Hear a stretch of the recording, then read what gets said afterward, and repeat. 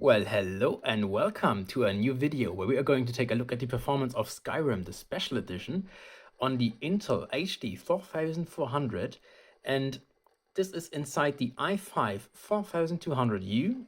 So it's a 15-watt chip and we're having 8 GB of single-channel memory in this system.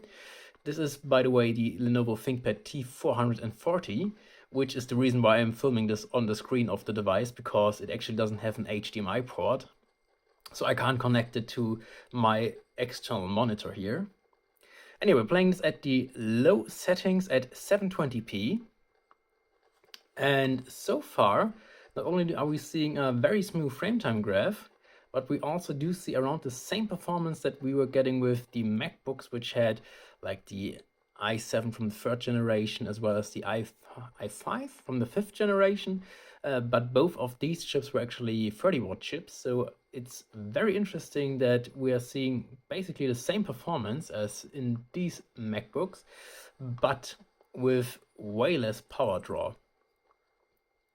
And yeah, I only have a single 8 GB memory stick in here because you could get the T440 in two versions. The one version had 4 GB of soldered on memory and this one doesn't. So you can only use one RAM stick in here, and that's what I've got. So I've got the 8 GB stick here.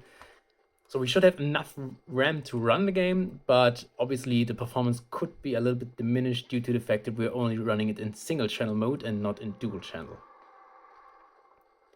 But to be quite frank, I don't really see that much of a performance difference anyways, and it's basically the same. So at least to the other machines which had dual channel memory.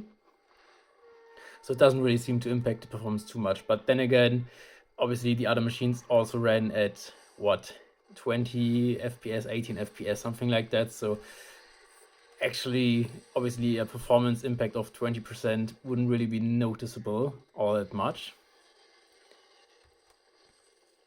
And yeah, 15 FPS. I mean, you can see that I can definitely play the game, but it is not a perfect experience as you would have probably guessed.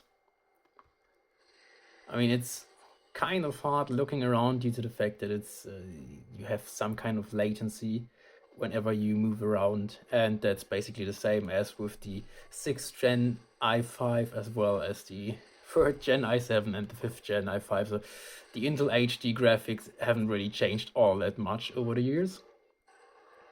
So that is basically what we're seeing here again. And we're getting burned to death. Get away. Oh, I guess I got away. Too late. But yeah, I guess you could see that it's definitely around the same performance as with the other Intel chips. You can play it, I guess, if you really want to, but it's not going to be the most enjoyable experience for once, due to the fact that you have like these very low FPS on the one side, and on the other side you can only play it at the lowest settings really, and they don't look all that great. I mean, here in a city or something like that, it doesn't really matter all that much, but as soon as you look outside, like here, you can see that there's nothing rendered in the distance, so it doesn't really look all that nice as compared to the ultra settings that you could play this game on with a better machine. But yeah, you can definitely play it, it's just not that enjoyable.